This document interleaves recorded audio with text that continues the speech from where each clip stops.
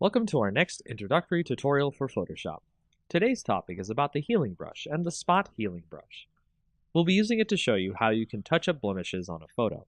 This is great for touching up photos of friends, family, and other things you need to make look good.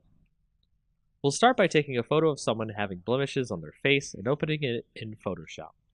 Doing this will allow us to have something to work with to show off the healing brush. If we select the healing brush here on the left, with the nice bandage icon on it, you can see that we have options up at the top. Sampled is what you normally want to use for your restoration of your faces and such in your blemished images. Using this, we'll hold the Alt key and click on a spot we want to use as a basis for healing the image.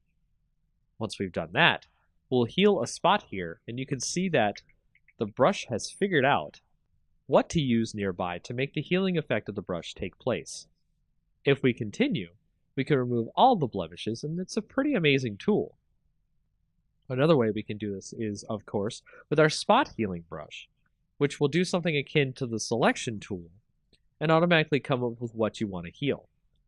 At the top are our options. We can do proximity match, which will use what's around the spot you want to heal to fix, create texture, which will create a mix of textures from around the image and is generally not good for face touch-ups. Content aware will try to guess based on what's on the layer itself and what seems appropriate here. Proximity match is actually one of the best options, and you'll see that it tries to fit the fixes in where it can.